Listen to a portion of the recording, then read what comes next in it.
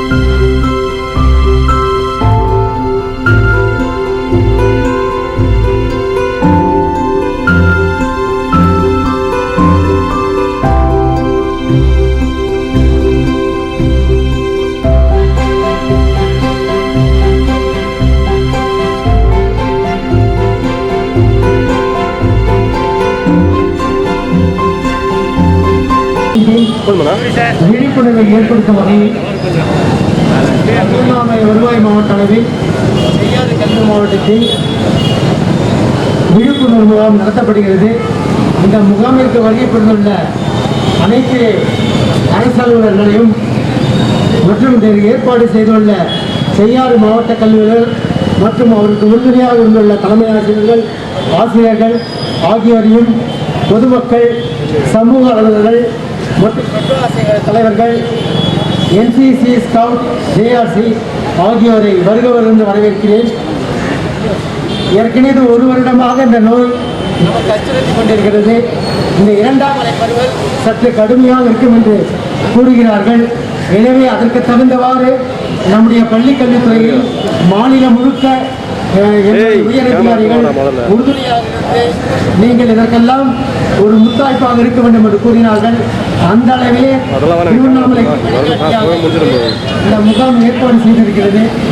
இந்த முகாமில் நீங்கள் தலைமை ஆசிரியர், ஆசிரியர் எல்லாம் பொதுமக்களுக்கும் மற்றும் நம்முடைய இருக்கின்ற மாணவ செல்வங்களுக்கும் பெற்றோர்களுக்கும் வழிகாட்டியாக இருந்து நம்மால் எதையும் வெல்ல முடியும், நம்முடைய மாவட்டம் எதையும் வெல்ல முடியும், மாவட்டம் என்றால் மாநிலமே வெல்ல முடியும் என்று கருதி இதற்கு உறுதுணையாக இருக்க வேண்டும்.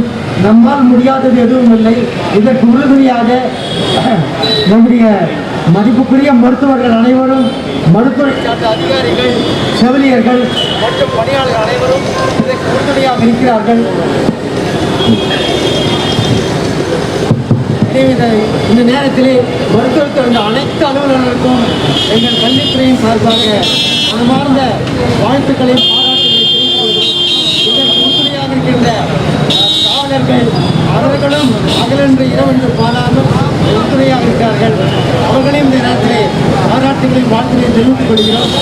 மற்றும் எல்லாம் இதற்கு முத்தாய்ப்பாக இருக்கின்ற நம்முடைய மாவட்ட ஆட்சித்தலைவர் தலைமையில் வருவாய்த்துறையினர் கொடுத்து வேலை செய்து கொண்டிருக்கிறார்கள். எனவே அவர்களுக்கும் இந்த நேரத்திலே பாராட்டுகளை வாழ்த்துக்களை தெரிவித்துக் கொள்கிறேன். எனவே மாவட்டத்தில் இருந்த நம்முடைய மாவட்ட ஆட்சித்தலைவர், வருவாய்த்துறை மற்றும் மருத்துவத்துறை, இதற்கு ஈடுபடியாக காவல்துறை ஆகியோர் இணைந்து இதை செய்து கொண்டிருக்கிறார்கள். இதில் நம்முடைய பங்கெடுக்க வேண்டும் நோக்கத்தோடு இங்கு இந்த முகாம் நடத்தப்படுகிறது. எனவே இந்த முகாமை நல்ல முறையில் பயன்படுத்திக் கொண்டு விழிப்புணர்வு முன்னளவில் சென்று சேர வேண்டும். நம்முடைய மாவட்டம் எதற்கும் முன்னோடியாக திகழ்ந்து கூற வேண்டும்.